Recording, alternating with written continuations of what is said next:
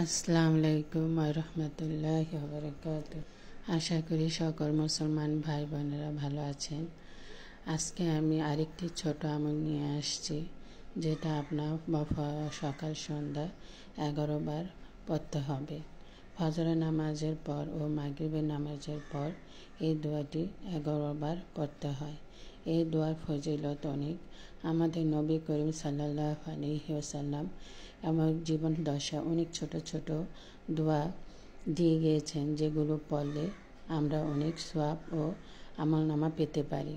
দোয়াটি হলো সাল্লাল্লাহু আলা সাইয়্যিদানা মুহাম্মদ। এই দোয়াটি ফজিলত অনেক বেশি। আমরা অনেক সময় বড় বড় দোয়া পড়তে পারি না, তাই আমরা আশা করতে পারি ছোট ছোট দোয়াগুলি আমরা সব সময় পড়তে পারি। আর 11 বার পড়া এটা কোনো ব্যাপারই না। তাই প্রত্যেক মুসলমান ভাই বোনেরা ফজর ও মাগরিব নামাজের পর এই দোয়াটি 11 বার পড়বেন। দোয়াটি হলো সাল্লাল্লাহু আলা সাইয়্যিদানা মুহাম্মদ। আমাদের নবী করিম সাল্লাল্লাহু আলাইহি সাল্লামের উপর আল্লাহ তাআলা অনেক দোয়া দুরূদ পড়তে বলেছেন।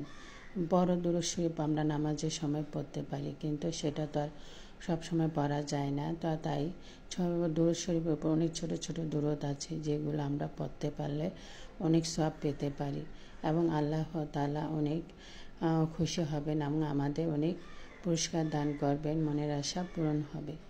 তাই সকল মুসলমান ভাই বোনদের বলছি, ফজর ও মাগরিবের সময় এই দোয়াটি আপনারা 11 বার পড়বেন।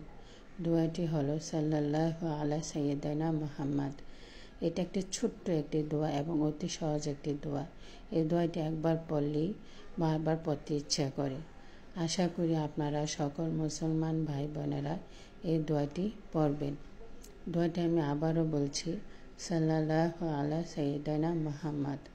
প্রত্যেক মুসলমান ভাই বোনেরা জীবন দশায় আমরা সারাদিন কাজে ব্যস্ত থাকি, তাই অনেক সময় দোয়া দুরূদ পড়া হয় না। তাই দয়া করে আপনারা 5 ওয়াক্ত নামাজ আদায় করবেন।